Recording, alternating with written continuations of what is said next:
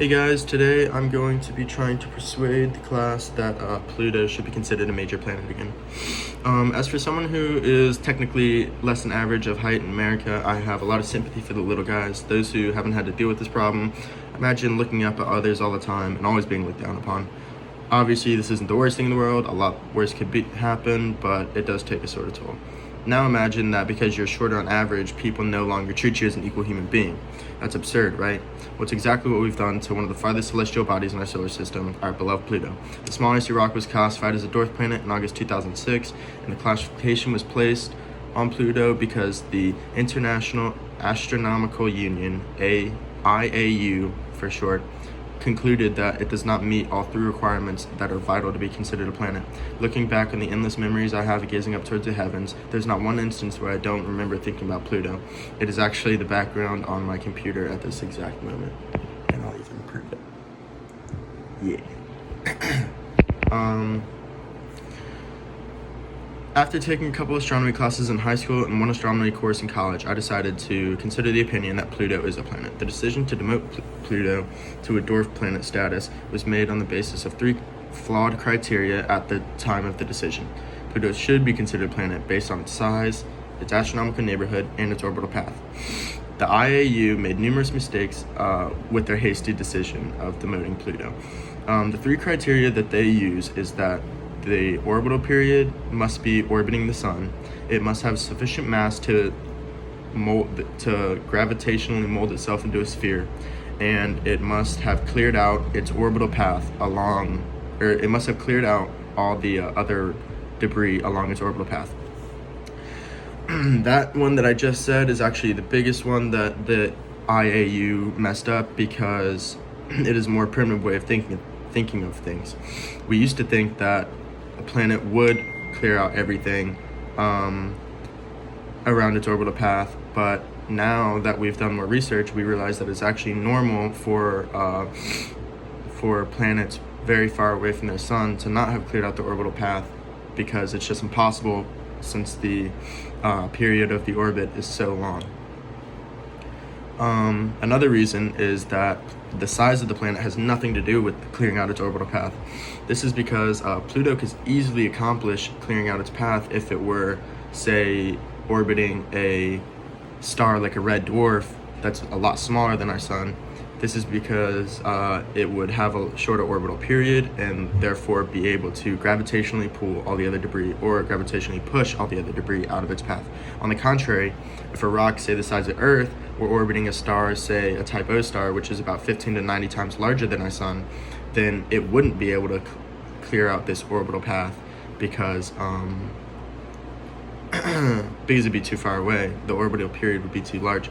So this proves that clearing out its astronomical neighborhood is actually situationally based, and it is not a good determinant of planetary identity.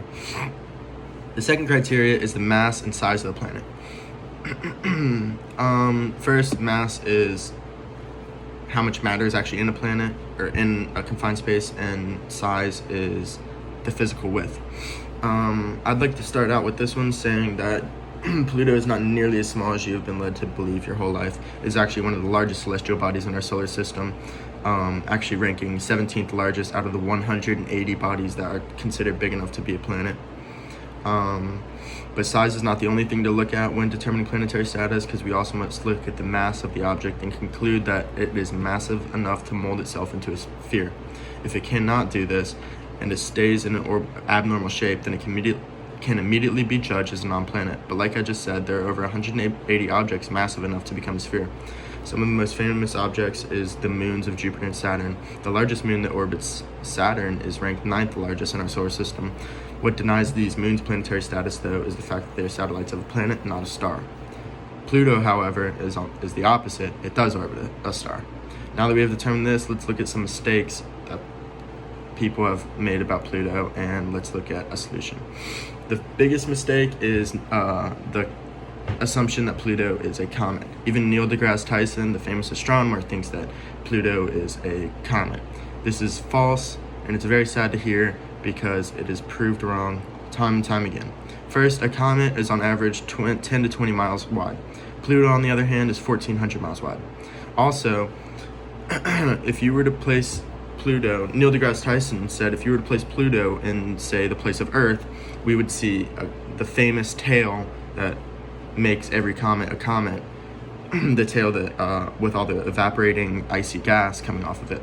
This would never happen with Pluto because since it is such a large body, the escape velocity is too high to where if it were to have a tail, it would have to be 2,500 degrees Fahrenheit, meaning the rock would melt before the ice would escape from the planet. As of right now, not much can be done to correct this to remedy this incorrect classification. One thing that you could do, though, is just voice your opinion every chance you get. The topic might not be the most exciting or interesting, but it is a fun little controversial topic that you can pick a side on and stick to. Even the NASA administrator in 2019 came out and said that he believes Pluto is a planet. So you don't look too dumb saying it. Since NASA and IAU are very sound in their decision, we can't expect to see any changes in the immediate future, but as we look deeper into the cosmos, I believe we'll find more evidence in favor of redefining the Pluto to be a planet. We have looked at the reasons why our planetary classification criteria is flawed and needs remedy. We have gone over why the distance between Pluto and the Sun makes it difficult for Pluto to clear out its orbital period. We've discussed the size and the mass of Pluto, and we have finally looked at myths regarding the icy rock. I understand that the classification of Pluto has very little impact on our daily lives and decisions. I can accept that not many people care whether it's considered a planet or not. I can acknowledge that currently I am disagreeing with the International Astronomical Union. But all of this considered, I still believe Pluto is a planet and it should be given its rightful classification. My childhood self yearns for the day that I can correctly call Pluto a planet again. Thank you.